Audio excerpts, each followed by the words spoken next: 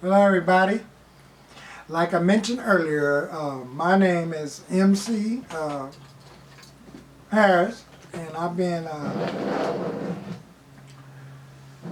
21 years of recovery up under my belt. And then, as a result of being in recovery, I had the opportunity. I'm still working, to tell the truth, for the mental health in mental health, and I've been working in mental health for 14 years. And prior to me working in mental health, I also was a chemical dependency counselor for about a couple of years here and there. The kind of chemical dependency counselor that was like the COD staff, which means co-occurring disorder.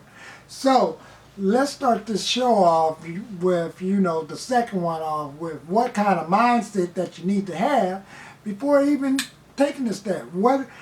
Because like I mentioned in the previous video, I've been in 4 treatment centers, and prior to me being in the 4 treatment centers, one thing that I see that allows a whole lot of folks to want to relapse, even a person like me, is that it's always some kind of excuse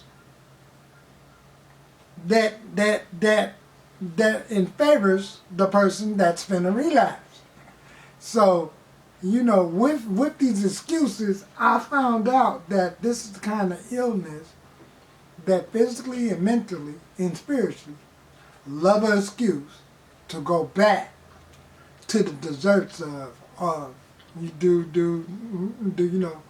getting that next drink, that next drug, that next pipe, or anything. And these annoying things and excuses always happen in the treatment center or even in your everyday life. Like in a treatment center, the food all of a sudden don't taste good like in the second week. But prior to the 2 weeks there, everything was good. The groups was good, the food was good, your roommate was cool. Now all of a sudden you don't like your roommate that you're in this residential treatment center with because they snore, they feet stink. The food in the program is no longer tasting good. They feed you the same food every day. No one don't come to visit you. While you're in the treatment center, or people always coming to visit you. So this is the type of illness that any excuse will do for the next relapse.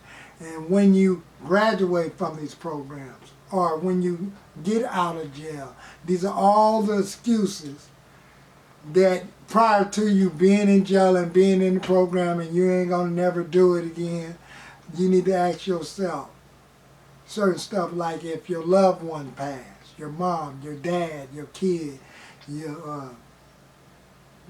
your wife, your husband, the dog, the cat, the hamster. I'm just being a little funny and stuff, but these are all the excuses that a lot of people make.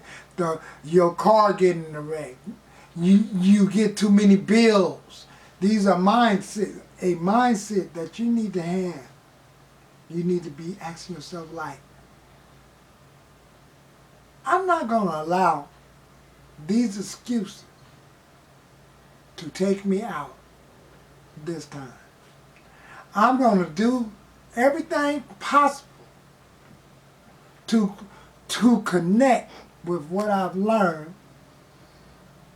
from my prior relapses to not to go back out. So that's what I had to ask myself.